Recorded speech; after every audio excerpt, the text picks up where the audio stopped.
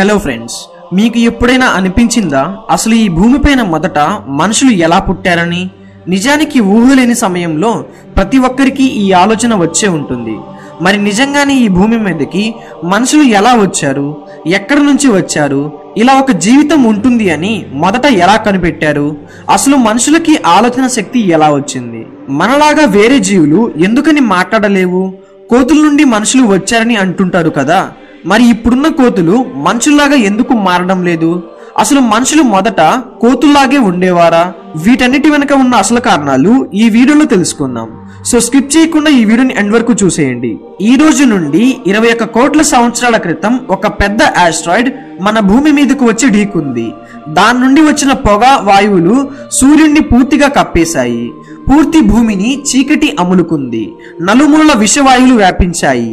భూమిపైన 20 కేజీలకు పైగా ఉన్న 90% జీవులు పూర్తిగా తుడిచిపెట్టుకుపోయాయి. అక్కడితో డైనోసార్ల కాలం ముగిసిపోయింది. కానీ డైనోసార్ల మరణాలు కొత్త జాతి జీవులకి, అంటే మిగిలిన 5% జీవులకి ఒక సువర్ణ అవకాశాన్ని తెచ్చిపెట్టింది. ఆ కొత్త జాతి జీవులే మమెల్స్ లేదా క్షీరోదాలు. ఈ క్షీరోదాలు వాటినవి ఈ ఆస్ట్రాయిడ్ బారి నుంచి తప్పించుకున్నాయి. అత్యంత ప్రమాదకరమైన వాయువులు మరియు వేడి నుంచి తమని తాము కాపాడుకోవడానికి భూమి లోపల నివసించాయి. ఈ క్షీరోదాలు బ్రతకడానికి చిన్న చిన్న క్రిమి కీటకాలు తినేవి. ఇంత పెద్ద ప్రళయం తర్వాత కొన్ని లక్షల సంవత్సరాల్లో ఈ భూమి మళ్ళీ మామూలుగా జీవించడానికి అనుకూలంగా మారిపోయింది. భూమిపైన మళ్ళీ కొత్త కొత్త జాతులు చెట్లు పుట్టుకొచ్చాయి.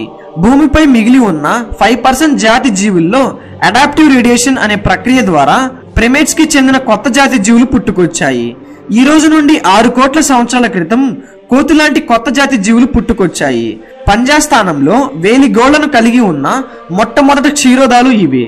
అవి ఈ రోజు ఉన్న పూర్తి జాతి జీవులు పూర్వీకులు. అంతేకాదు, వాటిని ఈ రోజు ఉన్న జీవులతో పోలిస్తే అవి పూర్తి భిన్నంగా ఉంటాయి. అదే సమయంలో ప్రైమేట్స్ యొక్క తలభాగం లోపల ఒక ముఖ్యమైన పరిమాణం జరిగింది. వాటి యొక్క స్పైనల్ కార్డ్ ని మెదడుకు కలిపి రంధ్రాన్ని పురమిడ్స్ భాగం అని అంటారు. అది మెల్లిమెల్లిగా స్కల్ యొక్క చివరి అంచు నుంచి స్కల్ యొక్క మధ్య భాగంలోకి షిఫ్ట్ అవుతూ వచ్చింది. అప్పటి వరకు 4 కాళ్లపై నడుస్తున్న జీవులు ఈ పరిమాణం తరువాత వంగి నడవడం ప్రారంభించాయి. ఈ రోజు నుండి 5 కోట్ల సంవత్సరాల క్రితం భూ వాతావరణంలో నిరంతరం మార్పులు చోటు చేసుకోవడం మరియు భూమి యొక్క టెక్టోనిక్ ప్లేట్స్ కదలడం ప్రారంభించాయి. అప్పటి వరకు ఆఫ్రికాకి అతుక్కొని ఉన్న మన భారతదేశం కాలక్రమేణా ఆఫ్రికా నుండి వేరై ఏషియాకి వచ్చి అతుక్కుపోయింది. దీని కారణంగానే ప్రపంచంలో అత్యంత పొడవైన మౌంట్ ఎవరెస్ట్ అని పిలువబడే హిమాలయ పర్వతాలు ఏర్పడ్డాయి. ఈ పర్వతాల కారణంగా భూమి యొక్క వాతావరణం పూర్తిగా మారిపోయింది. మొదట్లో ఈ పర్వతాలు ఒక పెద్ద రాళ్ల గుట్టలాగా ఉండేవి. కానీ పర్వతాలు ఎత్తు వల్ల ఏళ్ల తరబడి హిమాలయ పర్వతాలపై మంచు కరవడం వల్ల రాళ్లు గుట్టల్లాగా ఉన్న పర్వతాలు హిమాలయ పర్వతాలుగా ఏర్పడ్డాయి. పర్వతం యొక్క పైభాగంలో చల్లటి ఉష్ణోగ్రత వల్ల మరియు వెవాపరేషన్ కూడా ఎక్కువ జరగడం వల్ల గాలిలో ఎక్కువగా తేమ కారణంగా చల్లటి గాలి, మేఘాలు, మంచును కురిపించేవి. ఈ హిమాలయ పర్వతాలు ఏర్పడ్డ తర్వాత ఎన్నో నదులు ఏర్పడ్డాయి. ఆ నదులే ఈ రోజు మానవ జీవన వికాసానికి మరియు ఎన్నో జాతి జీవులకు ఉపయోగపడుతున్నాయి. చెట్లపై నడవడం మొదలు పెట్టిన మానవులు మొట్టమొదటి పూర్వీకులు. ఈ సాహిల్ ఆంథ్రోపాజులు ఈ రోజు నుండి 35 లక్షల సంవత్సరాల క్రితం సాహిల్ ఎంథోపాజులు నుండి ఆస్ట్రోఫిథికస్లుగా పరిణామం చెందాయి. ఈ పరిణామంలో భాగంగా మన పూర్వీకుల మెదడు, ముక్కు, చెవులు మరియు కళ్ళు భాగాలు అభివృద్ధి చెందాయి. వీళ్ళకి చిన్న మెదడు మరియు పొడవైన దవడ ఉండేది. ఈ రోజు నుండి 30 లక్షల సంవత్సరాల క్రితం చెట్లపై ఉండే ఆస్ట్రోఫిథికస్లు ఆర్డిఫిథికస్లుగా పరిణామం చెందాయి. చెట్లపై నుండి భూమిపైకి వచ్చి నడవడం మొదలు పెట్టిన మొట్టమొదటి పూర్వీకులు వీళ్లే. వీరు 5 ఫీట్లు పొడవు, 50 కేజీల బరువు కలిగి ఉండేవారు. మొదట్లో ఉన్న పూర్వీకులు వంగి నడిచేవారు. కానీ కాలక్రమేణా పరిణామం చెందుతూ వచ్చిన మన పూర్వీకులు చెట్లపై నడవడం నేర్చుకున్నారు. కొన్ని లక్షల సంవత్సరాల తర్వాత వచ్చిన ఆర్డిఫిథికస్లు భూమిపై అడుగు పెట్టి ఆహారం వెతకడంలో 2 కాళ్లపై నడవడం ప్రారంభించారు. ఈ రోజు నుండి 23 లక్షల సంవత్సరాల క్రితం ఆర్డిఫిథికస్ల నుండి హోమోసెబిలియన్స్ గా పరిణామం చెందారు. హోమోసెబిలియన్స్ యొక్క బ్రెయిన్ సైజ్ అనేది పెద్దదిగా ఉండడం వలన వీరికి ఆలోచన శక్తి కూడా చాలా ఎక్కువగా ఉండేది. ఇప్పటి వరకు పరిణామ క్రమంలో వచ్చిన మన పూర్వీకుల కన్నా ఈ హోమోసెబిలియన్స్లు అత్యంత తెలివైన వాళ్ళు. ఆఫ్రికాలోని రిఫ్ట్ వ్యాలీ కారణంగా అక్కడ పచ్చని అడవుల్లో కాలానుగుణంగా వీచే భూతు పవనాలు పూర్తిగా ఆగిపోయాయి.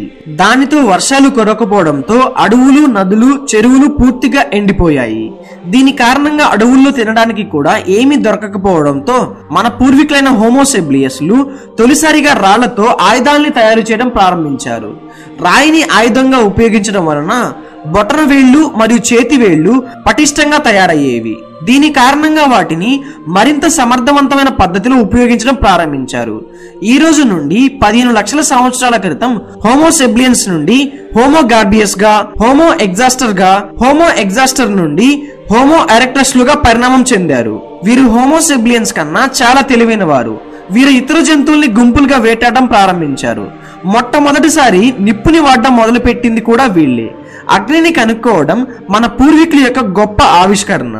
ఈ అగ్ని వారికి చీకటి మరియు అడవి జంతువుల నుండి రక్షణ కల్పించేది. ఒకే దగ్గర కలిసి జీవించడం వలన కుటుంబాలుగా ఏర్పడ్డాయి. వేటాడిన జంతువులను నిప్పులపై కాల్చుకొని తినడం అలవాటు చేసుకున్నారు. నిప్పులపై కాల్చుకొని తినడం వలన నమ్మడానికి తక్కువ శక్తి ఖర్చు అవుతుంది మరియు తిన్న ఆహారం కూడా త్వరగా జీర్ణం అవుతుంది. ఆహారంలోని పోషకాలు కూడా శరీరానికి వేగంగా అందుతాయి. దీని కారణంగా మెదడు కూడా చురుగ్గా పనిచేస్తుంది.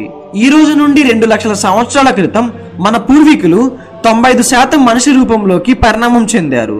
స్వరపేటిక, అది మన పూర్వీకుల యొక్క గొంతు పైభాగంలో ఉండేది. మన పూర్వీకులు పరిణామ క్రమంలో ఆ స్వరపేటిక గొంతు కిందకి వచ్చింది. దానితో మనకి ఇంకా పెద్ద శబ్దాలను, కేకలు వేయడంలో అది బాగా దోహదపడింది. ఇదే మానవ పరిణామంలో చివరి దశ. దీన్నే నియాండర్తల్ ఎయిమ్స్ అని అంటారు. దీని తర్వాత వచ్చిన హోమోసేపియన్స్ అంటే మనం. ఈ రోజు నుండి 1,00,000 సంవత్సరాల క్రితం మనుషులమైన మనం కాలినడకన ఎక్కడైనా ఎంత దూరమైనా సరే వెళ్ళగలిగే వాళ్ళం.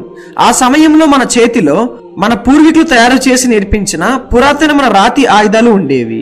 అవి ఏ జీవికైనా వేటాడడంలో సహాయపడేవి. మానవులైన మనకి ఆలోచన శక్తితో చెట్ల ఆకుల్ని, వేటాడి వలిసిన జంతువుల చర్మాల్ని ఒంటిపైన కట్టుకోవడం ప్రారంభించాం. మనం హోమోసెపియన్స్ గా పరిణామం చెందినప్పటి నుంచి మనకి మనమే సొంత భాషని ఆవిష్కరించుకొని మాట్లాడడం మొదలు పెట్టాము. నిరంతరం సంచరించే మానవులైన మనం ఆహారం కోసం వెతుకుతూ వేరే ప్రాంతాలకి వలస వెళుతూ ఆఫ్రికా నుండి అమెరికాకి, అమెరికా నుండి ఆసియాకి, ఆసియా నుండి యూరోప్కి, యూరోప్ నుండి ఆస్ట్రేలియాకి, ఇలా అన్ని ఖండాల్లో వ్యాపించాం. అక్కడ ఉండే వాతావరణంలోని మార్పుల కారణంగా మనం ప్రాంతాలకి తగ్గట్టుగా మారిపోయాము. ఈ రోజు నుండి 50,000 సంవత్సరాల క్రితం మళ్లీ భూమిపైన ఐస్ ఏజ్ ప్రారంభమైంది. దాని ప్రభావం నార్త్ పోల్ పై అధికంగా ఉండేది. దానితో నార్త్ పోల్లో ఉన్న హోమోసెపియన్స్ సౌత్ పోల్లోకి తిరిగి ప్రయాణం చేశారు. కొంతమంది అక్కడే ఉండి జీవనం సాగించారు. ఈ రోజు నుండి 30,000 సంవత్సరాల క్రితం మనుషులమైన మనం భూమి యొక్క అన్ని అంచుల వరకు చేరుకున్నాము. అక్కడే మన నివాస గృహాలని ఏర్పరచుకున్నాము. పంటలు పండించడం, మనకి ఉపయోగపడే పశువుల్ని పెంచడం ప్రారంభించాం. మొదట్లో గృహాల్లో నివసించే వాళ్ళం. ఆ తర్వాత గుడిసెలు నిర్మించుకున్నాము. రాతి నుండి రాగి వరకు, రాగి నుండి ఇనుము వరకు, ఆయుధాలని ఉపయోగించే వరకు అభివృద్ధి చెందాము. ఎన్నో అద్భుతమైన కట్టడాలు నిర్మించాం.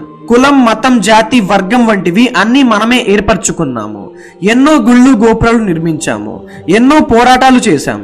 ఎన్నో ఆవిష్కరణలు కూడా చేశాం. ఇప్పుడు నేల నుండి నింగి వరకు పూర్తిగా ప్రపంచాన్ని మనమే ఏలుతున్నాం. ఇలా చేయడం ఏ ఇతర జీవికి సాధ్యం కాదు.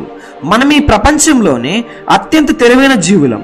ఏ విధంగా అయితే ఒక బిందువు నుండి బిగ్ బ్యాంగ్ థియరీ జరిగిందో అదే విధంగా మన మానవుల పుట్టుక కూడా ఏకకణ జీవుల నుండి జరిగింది. మనమే కాదు, ఈ భూమిపై నివసించే సమస్త ప్రాణులు ఏకకణ జీవుల నుండి ఆవిర్భవించాయి.